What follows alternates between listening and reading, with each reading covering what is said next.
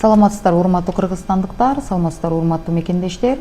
Бүгүн биз талкуулай турган бир маселе бар болуп атат.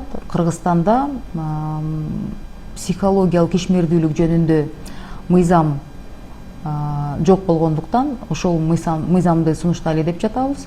Анан бул мыйзамды сунуштоого биринчиден ата-энелерден келген арыз-мундар себеп болду. Анткени деген мага кайрылган өзүмдүн шайлоочуларым, анан жарандарыбыздан азыркы социалдык тармактарда, бүгүнкү санарип дүйнөдө ошол интернеттен чыгып алып мен психологмун дегендер саны көбөйүп, анан кеминде бир сеанс үчүн 3000, 5000 сомдон 10 000 сомго чейин алгандар да бар экен.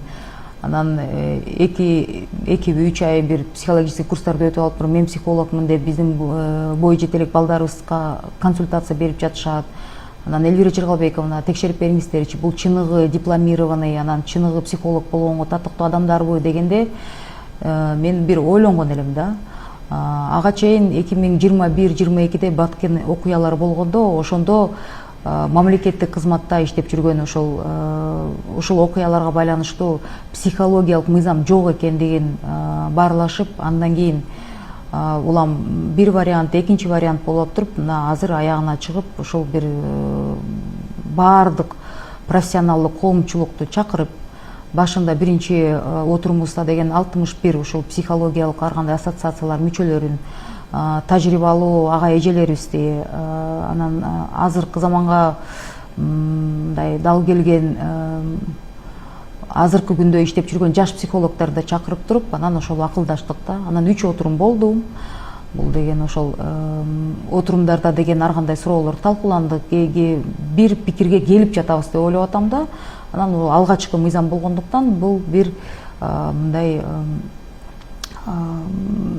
баардык кызыкчылыктарды эске алуу менен сунушталган мыйзам болуш керек. Ошондо эң негизгиси психолог деген ким болуш деп, ким аталыш керек деген суроо туулду. Ошондо деген психолог бул профессионалдуу билими бар, то есть психологиялык билими бар адам психолог болуш керек деген суроо туулуп атат да бул жерден. Буга да мен сиздердин ой пикириңиздерди угат элем.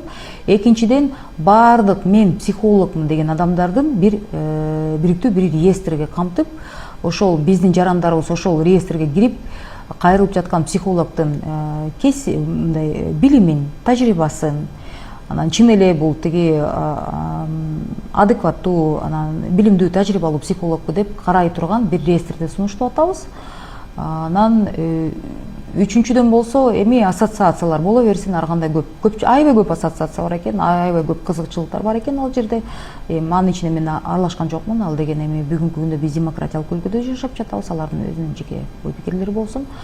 Ошол сиздерге бере турган суроо, психолог деп өзүн атаганга ким укуктуу болуш керек деп кандай дейсиздер деген суроо берет элем. Рахмат.